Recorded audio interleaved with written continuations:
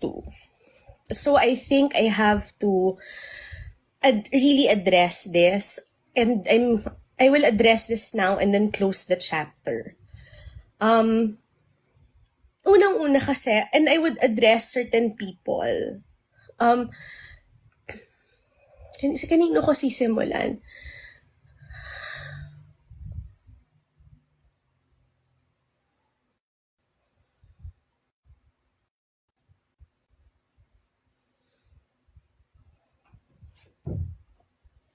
Hindi ko alam kung sinong sisimulan. Yes po, thank you. Thank you so much. Thank you. Hindi ako nagcha-child labor, ha? Nakikita. So, unang-una, I think I would like to address Norbs. Norbs, alam mo, hindi ka ever siniraan sa akin ni Joey, hindi ka ever sinisira ng kahit na sino na iniisip mo. I blocked you. Why? Because you know the truth. You know the truth na hindi ko sinasabi kasi na pigilan mo yung mga kasama mo. Wala. Everybody's entitled to their own opinions. Everybody is entitled to that. But you know the lies, Norbs. Yung sinasabi ni Mara na walang huminto kay Mommy Brew. Alam mo yan, I made her hinto on my live. Mara, yung pinapalabas mo na kasinungalingan na wala sa amin ang humihinto kay Mommy Brew is a fucking lie. You're a liar. A liar. Yung sinasabi mo na umiyak ako, ilan yung iniyakan ko? Ilan? Para makapag-sorry kay Between? Wala akong iniyakan, Norbs. And you know that, Norbs. You know that. You know that. So ikaw pa nagsabi, hindi mo na kailangan mag-sorry, Patty. Okay na. Kahit na si Between, alam mo, in-arbor mo sa akin si Between, this is the last time I'm going to talk about this. All the lies pa rin, ayoko na, I will block all of you, even you. I'm sorry, Norbs, talaga, hindi ko na kaya. I don't deserve this. I don't, because I have been a good friend. I have been a fucking good friend to you. And to all of you. And I don't deserve this.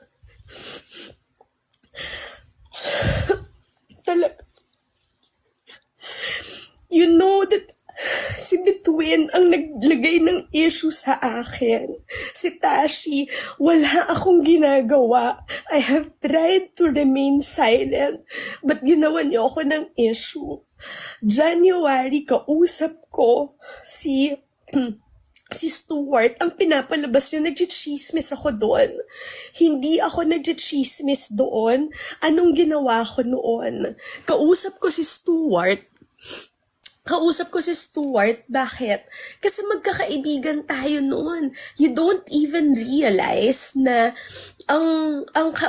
si Stuart is a friend of mine. First, before all of you, si Stuart ang kilala ko. So when what's his name? When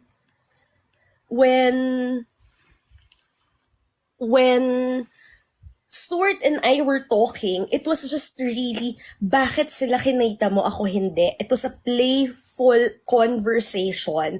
And I think some of you were watching that. I think you were watching that, diba? We were all friends and you know walang mali siya yun. Pero may nag-record sa inyo at inantay nyo the perfect timing si Stuart umakyat sa live ko na nahimik na yung mama, hindi na nagtitiktok. Nung gabi na yun, kausap ko siya, tas biglang bam, kinabukasan, kinontent ako ni Between. Bakit ganun 6 months after may nagtago sa inyo nung video na yon at linabasan nyo ko ng issue, linagyan nyo ng mali siya for some reason? I really don't know. Why is there a target on me? For 6 months, nagtatago kayo ng ganyan? Ano yan? Ano yan? That was my issue with Between. It was that. Siya yung naglabas nun. Anong problema doon? Kaya ako siya namura talaga. I mean, sumama yung loob ko at nagre-retaliate talaga ako. Kasi parang, wow, para gawan niyo ako ng issue. Para gawan niyo ng mali siya yan. Why? Bakit Between? 'Di ba? Yun yung issue doon, Mara. Hindi na kung ano-anong pinapalabas mo. Mara, ikaw talaga, Mara. My God. Wag niyo nang alamin kasi hindi naman sila relevant talaga sa live ko, 'di ba? Alam ko naman na my God, sino ba sila? But guys, I'm sorry ha, pagbigyan niyo na lang ako. So yun, that's the issue, Mara. At wag mong ginagawa na kasi nakikisawsaw ako, punyeta, wala tayong issue noon. None. Tapos 6 months after, titirahin niyo ako ng ganyan.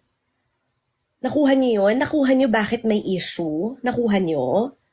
'Di ba? Tapos palalabas, nag-sorry ako. Even though ako yung ginawa ng content, ako yung nag-sorry kasi I know myself, I was too much. Masyado akong naging emotional because I'm a very emotional person. 'Di ba? Tapos, palalabasin ni Mara na kung ano-anong kasinungalingan. Norbs, alam mo yung totoo. Doon ako, parang sabi ko, oh my God. Kasi hindi mo man i-correct yung lies ni Mara. Doon ako kaya kita blinak, hindi dahil siniraan ka ni Joey. Sana makuha mo yun, Norbs. Sana maintindihan mo yun. Mara's such a fucking liar. Really, Mara. So, sa mga kaibigan namin noong mga panahon na yon, yung sinasabi si Jojo, I'm sorry, pero